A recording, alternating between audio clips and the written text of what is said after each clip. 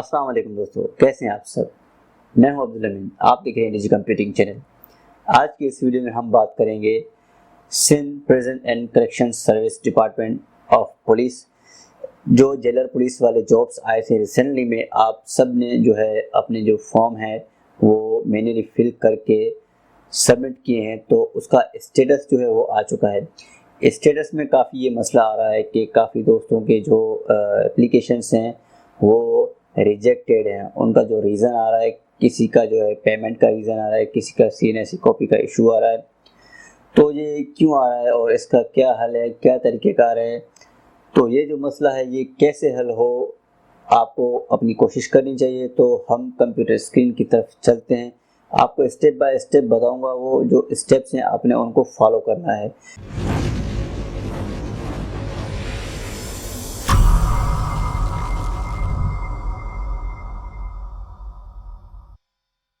हम अपने computer screen की तरफ आ चुके हैं। सबसे पहले जो है PTS का वेबसाइट है वो आप ओपन कर लें।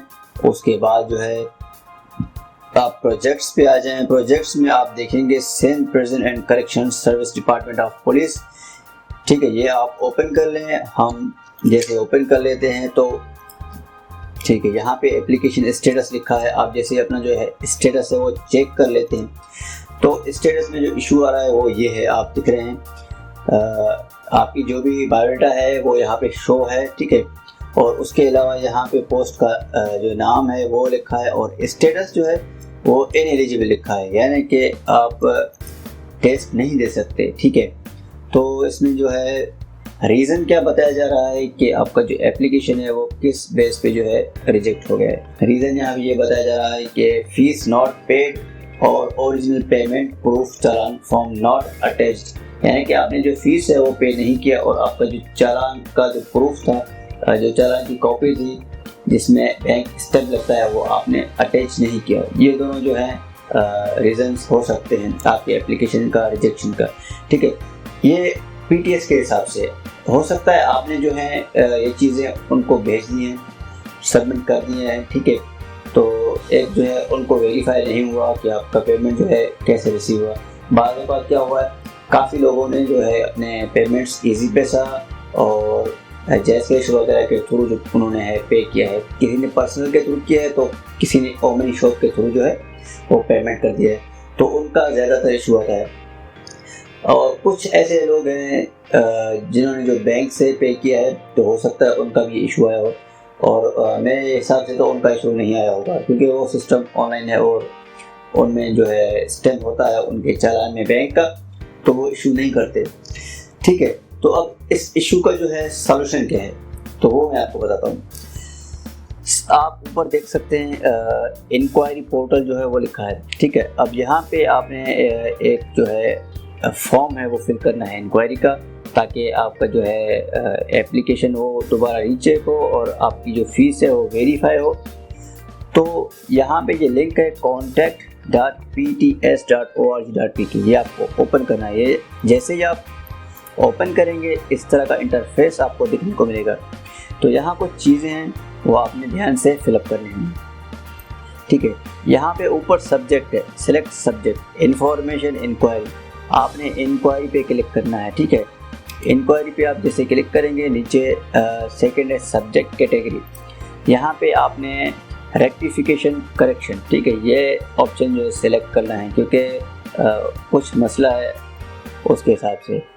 अभी टेस्ट भी आपने नहीं दिया, कोई स्कोर वगैरह का भी मसला नहीं है, तो उस हिसाब से रिज़ल्ट का भी कोई मसला नहीं है, तो ये रेक्टिफिकेशन करेक्शन में हम सिलेक्ट करेंगे, ठीक है। आपने यहाँ पे अपना जो है नाम लिखना है, जो आपका नाम है एज इट जो आपने फॉर्म में फिलअप किया था, आपका जो अपना नाम है, ठीक है, वो लिख लेना है। तो यहाँ पे हम कोई भी रैंडम नेम लिख लेते हैं, ठीक है, जस्ट चलो ठीक है, मैं अपना जो है नाम लिख लेता हूँ।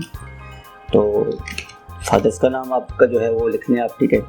यहाँ पे डेट ऑफ बर्थ जो है आपने वो अपना लिख लेना है, आपका जो भी डेट ऑफ बर्थ है, ठीक है। ऐसे ही रैंडमली मैं सिलेक्ट कर लेता हूँ, ठीक है। CNSE नंबर आपका जो भी है आपने वो लिख लेना है, ठीक है, 13 डिजिट्स विदाउट डैश, ठीक है। Reference number, form number, roll number, इसको आपने एम्प्टी छोड़ देना है, ये खाली रहेगा क्योंकि आपके पास कोई रेफरेंस नंबर नहीं है। सेकंड पे ईमेल एड्रेस ऑप्शनल है, आप चाहे दे सकते हैं चाहे नहीं दे सकते, ठीक है। कॉन्टैक्ट नंबर वो आप दे सकते हैं। कॉन्टैक्ट नंबर आपने वही देना है जो आपने अपने फॉर्म में जो है लिखा हुआ था पहले, वही देना है, दूसरा नहीं देना है। पोस्टल एड्रेस भी आप वही दें जो आपने अपने फॉर्म में, यहाँ पे सारे जो डिटेल्स हैं अपने फॉर्म के बेस पे, जो एप्लीकेशन फॉर्म में आपने लिखे थे वही देने, दूसरे नहीं देने, क्योंकि अगर आपका इंक्वायरी होगा कल परसों तो उसमें मसला होगा, ठीक है। तो हम ऐसे लिख लेते हैं। प्रोजेक्ट का नाम, यहाँ पे आपका जो नाम है प्रोजेक्ट का ये आएगा Sindh prison and correction service department, और उसका जो कोड है वो आपने लिख लेना है। आप जस्ट कोड भी लिख सकते हैं और पूरा जो नाम है प्रोजेक्ट का वो भी लिख सकते हैं। तो हम लिख लेते हैं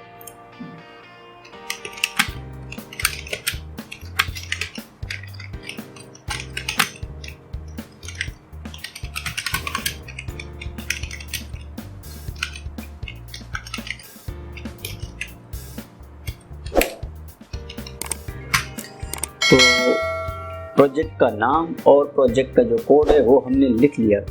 उसके बाद पोस्ट अप्लाइड, आपने जो है कांस्टेबल के लिए अप्लाई किया है तो वो यहाँ पे लिख लेना है, present constable,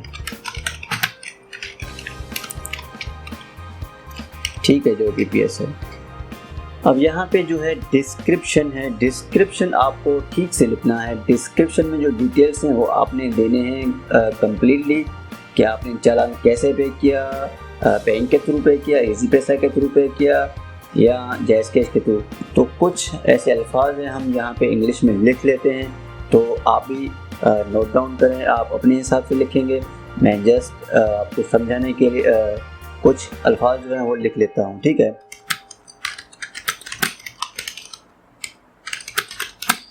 It is requested that I have already paid my challan through easy पैसा अकाउंट। ये चीज़ आपने लिख ली। उसके बाद लिखना है आपने TRX ID, ठीक है। TRX ID से मुराद है आपने जब अपने इजी पैसा अकाउंट से जो है चालान पे किया तो वहाँ पे आपको स्क्रीनशॉट जो शो होता है तो उसमें TRX यानी ट्रांजैक्शन ID ये जो है लिखा हुआ होता है, तो ये आपने नोट करना है और ये चीज़ आपने यहाँ पे दे देना है, ठीक है। तो TRX ID आपकी जो होगी आपने वो, ठीक है, ABCD जो भी है आपने वो यहाँ पे लिख लेना है।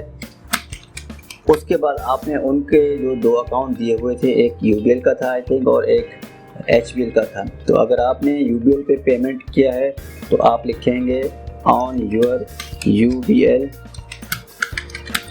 बैंक, ठीक है। और उसके अलावा जो है कुछ और चीज़ें हैं वो भी आप यहाँ पे लिख लेते हैं। अपने दिमाग के हिसाब से आप सोचें, जो जो सुइटेबल वर्ड्स हों वो यहाँ पे आप लिख लें। और ठीक है, ये चीज़ें चलो लिख लेते हैं। हम आपको बता देता हूँ, आप भी देख के लिखते जाएं। But then I have checked my application status.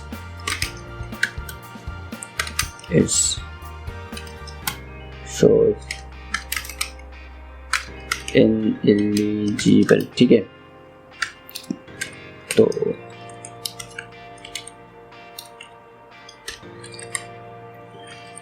चलो भाई स्पेलिंग चेक कर लेते हैं। Eligible. Kindly verify my payment ID and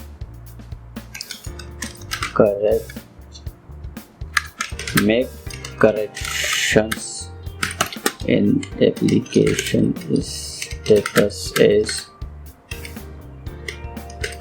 eligible, ठीक है। तो ये कुछ अल्फाज हैं, मेरी इंग्लिश इतनी अच्छी नहीं है तो जो मैंने कोशिश किया वो यहाँ पे लिखा है, ठीक है। तो आप कोशिश करें अपने हिसाब से जो आपको वर्ड्स जो हैं अच्छे वर्ड्स का चुनाव करें और उनका जो इस्तेमाल करें। तो उसके बाद आपने क्या करना है, फॉर्म जो है वो सबमिट करना है। जैसे आप फॉर्म सबमिट करेंगे तो यहाँ पे your PTS contact form number, ठीक है, ये नंबर आपको नोट करना है क्योंकि ये आपने बार बार चेक करना है। आप चेक करते रहें कि आपने जो ये क्यूरी सबमिट किया है, ये जो रिक्वेस्ट है हमने सबमिट किया है, तो इसका स्टेटस क्या है, आपका मसला जो है अभी तक हल हुआ या नहीं हुआ, ठीक है। और कोई रीज़न जो है वो भी बता सकते हैं इसमें आपको, ठीक है।